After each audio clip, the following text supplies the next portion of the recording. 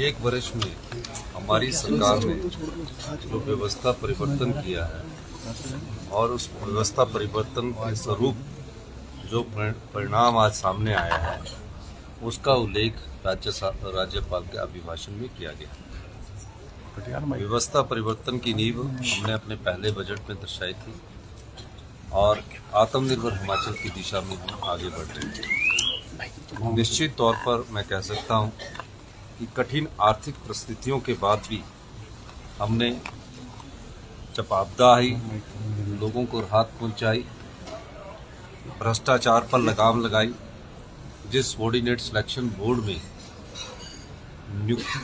नौकरियां बेची जाती थी और उसकी हमने इन्वेस्टिगेशन करवाई और उसके बाद जब हमने पाया कि ये धंधा काफ़ी समय से चल रहा है, उस सबॉर्डिनेट सिलेक्शन बोर्ड को हमने भंग किया। वो हमारे 1 साल की भ्रष्टाचार पर लगाम लगाने की एक उपलब्धता है। आपदा में हमने लोगों को सहायता पहुंचाई। उसके अलावा ग्रीन स्टेट का जो हम परिकल्पना करके चले हैं, उस दृष्टि से एक सोच समाज में भी बनी है और हम उसमें आगे बढ़ रहे हैं। शिक्षा के स्तर में, गुणात्मक स्तर में सुधार करने के लिए शिक्षा के संस्थान खोल दीजिए, लेकिन उनकी शिक्षा में अगर गुणात्मक सुधार नहीं होगा तो आपको उसका काफ़ी नुकसान भविष्य में भुगतना पड़ेगा। हमने इस चीज़ को पहचाना और शिक्षा के स्तर में गुणात्मक सुधार करने के लिए हमने नियमों में परिवर्तन किया, कानून में परिवर्तन किया और आज हम कह सकते हैं कि अगला जो एकेडमिक सेशन होगा उसमें पहली क्लास से इंग्लिश मीडियम शुरू किया जाएगा। 6 वर्ष के बच्चे को मेंटल स्ट्रेस छोटी उम्र में न डाला जाए, तो उस मेंटल स्ट्रेस से राहत दिलाने के लिए 6 वर्ष की कम आयु के बच्चे को पहली कक्षा में एडमिशन मिलेगा।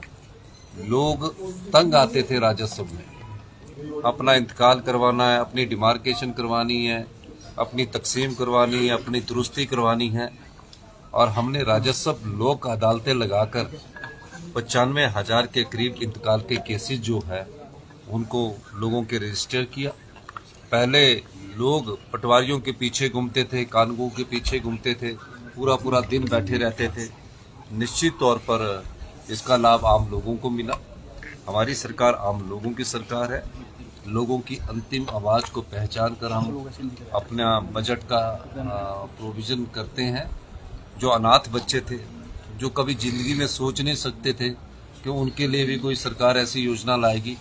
योजना को तो हम लाए ही हैं, लेकिन हिंदुस्तान का पहला अनाथ बच्चों को जो शिक्षा देने का संबंध है, जब उसकी उम्र परिपक्व हो जाएगी 27 साल तक, सारा खर्चा उसका सरकार लाएगी। इस प्रकार की योजनाएं हमने समाज के हित में लाई है। ये हमारी 1 साल की उपलब्धता है। इसके अलावा जो विधवा नारी है, जिनके आवास नहीं है, उनके लिए भी हम एक योजना लेकर आए।